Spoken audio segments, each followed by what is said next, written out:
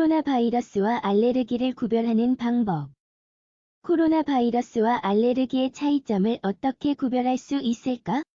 우선, 전문가들은 코로나 바이러스에 감염된 것으로 의심되는 경우에는 의사에게 연락을 취할 것을 권고한다.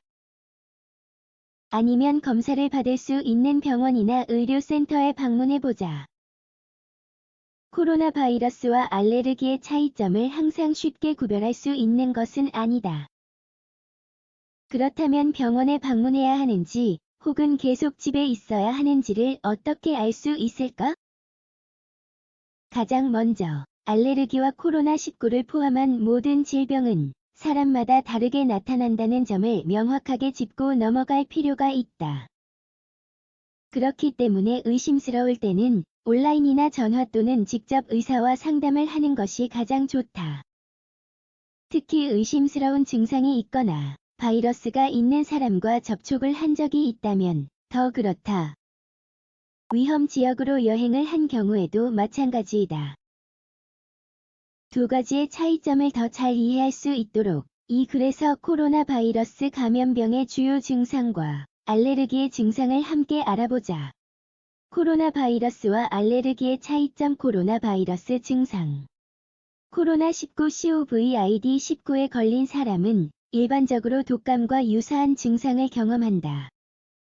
세계보건기구 WHO가 발표한 정보에 따르면 감염에 주된 임상 증상은 다음과 같다. 발열, 마른 기침, 피로. 일부 사람들은 근육통, 코 막힘, 인후통 또는 설사와 같은 추가적인 증상을 경험할 수도 있다. 이러한 증상은 경미한 정도로 서서히 나타나는 경향이 있다. 대부분의 경우, 이 코로나 바이러스에 감염된 사람들은 특별한 치료를 받지 않고도 일주일이나 그보다 조금 더 늦게 회복된다. 극히 일부의 코로나19, COVID-19 환자들이 더 심각한 문제를 경험하며 호흡 곤란으로 인해 입원을 필요로 한다. 이들은 보통 과거 호흡기 질환의 병력, 당뇨병, 심혈관 질환 및 면역계 관련 질환이 있는 고위험 환자들이다.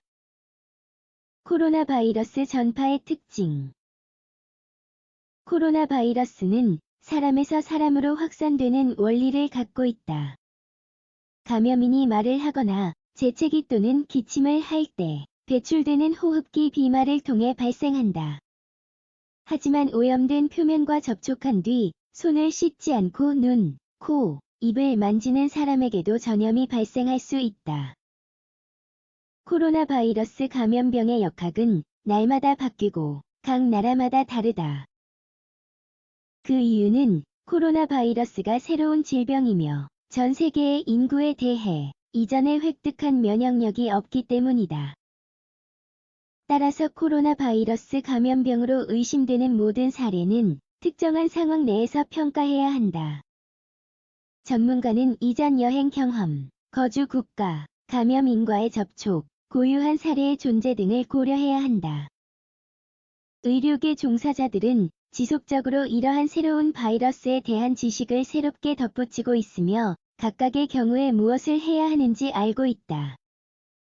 끝으로 발열, 기침 또는 호흡 곤란이 있는 사람들은 즉시 의학적 치료를 받아야 한다는 점을 알아두는 것이 중요하다. 알레르기 증상. 알레르기라는 용어는 체내의 알레르겐의 존재에 대한 면역계의 일련의 반응을 뜻한다. 이 글에서는 알레르기성 비염 화분증을 구체적으로 언급한다.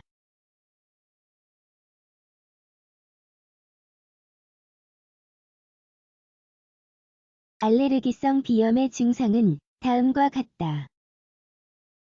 발작적인 재채기, 코 막힘 또는 콧물 가렵고 눈물이 나고 충혈된 눈, 가려운 코와 목, 기침, 후비로 눈 밑 처진 살, 피로.